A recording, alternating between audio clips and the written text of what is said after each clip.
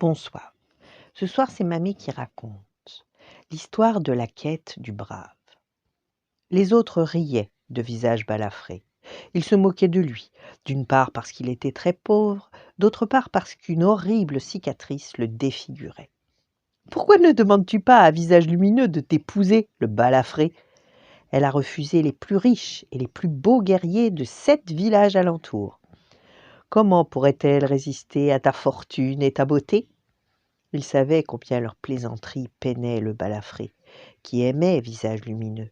Mais cette fois, à leur grande surprise, le Balafré répondit : « J'irai lui faire ma demande, car pour émouvoir le cœur d'une femme, il n'y a pas que la fortune et la beauté. » Les jeunes gens rirent de plus belle, et à midi, le Balafré descendit vers la rivière pour aller voir Visage Lumineux. « Je te le dis honnêtement, commença-t-il, je n'ai ni famille, ni richesse, et tu peux juger toi-même de mon visage. Mais si tu attaches de l'importance à l'amour dans mon cœur, alors épouse-moi. » Visage Lumineux le regarda, sans paraître effrayé par sa balafre, et elle ne se moqua pas de lui.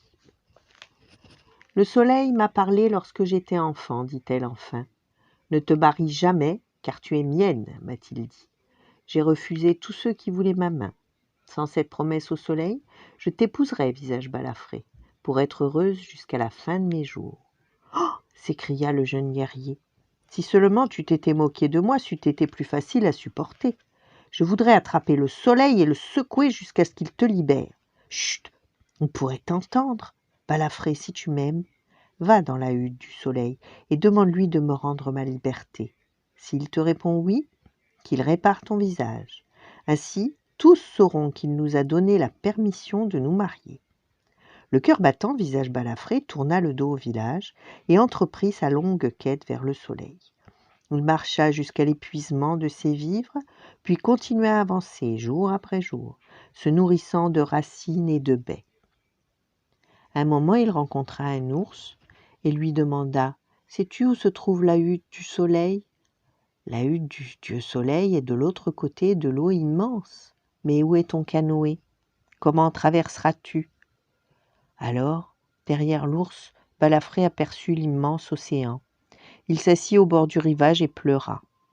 Incapable de continuer, incapable de retourner en arrière, lorsque 2 aigles vinrent à voler au-dessus de lui, il les prit à témoin de sa triste histoire. « Je n'atteindrai jamais la hutte du soleil, puisqu'elle est de l'autre côté de l'immense océan. » Alors, les aigles descendirent, soulevèrent Visage Balafré et l'emportèrent jusqu'à l'autre rivage de l'océan.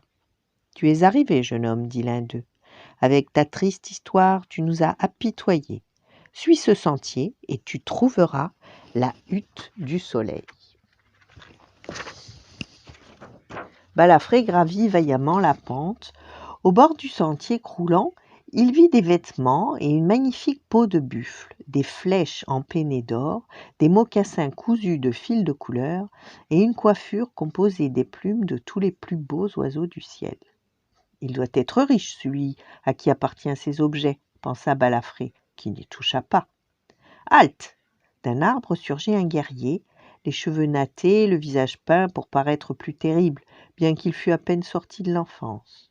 « Pourquoi n'as-tu pas pris le manteau, les flèches, les mocassins et la coiffure ? » demanda-t-il.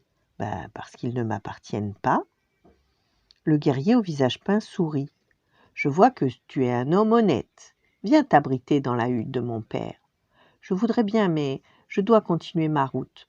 Je dois rejoindre la hutte du soleil. » Le jeune guerrier éclata de rire. « Mais tu ne me connais pas ? Je suis Étoile du matin, le fils du soleil. » Balafré atteignit donc la hutte du soleil. Étoile du matin chuchota à son père ce qui lui était arrivé. « Tu n'as pas volé mon fils, dit le soleil, lorsque Visage Balafré se présenta devant lui. « Je vais te remercier. » Visage Balafré voulut répondre : « Tu serais mécontent et tu me détruirais si je te demandais quelque chose. » « Mais tu n'es pas venu jusqu'à ma hutte et tu ne me connais pas mieux que ça. Alors, dis-moi que je peux épouser Visage Lumineux. » « Comme il t'a fallu du temps pour parler. N'as-tu pas compris que lorsque tu as parlé à visage lumineux, j'ai tout entendu ?» Il étendit la main et la passa sur la joue de visage balafré, et l'horrible cicatrice s'effaça. « Entre dans ma hutte, qu'on te donne des vêtements et des provisions pour ton voyage. » Visage balafré retourna donc sur terre en empruntant la voie lactée, magnifiquement vêtu et armé de flèches comme on n'en avait encore jamais vu. Les guerriers le prirent d'abord pour un voyageur d'une terre lointaine, les femmes soupirèrent devant sa beauté, mais Visage lumineux, elle, le reconnut et vint l'accueillir. Elle emporta les cadeaux qu'il lui fit dans sa hutte et le laissa s'y reposer, tandis que le village préparait déjà les fêtes de leur mariage. Voilà, bonne nuit, faites de beaux rêves et à demain.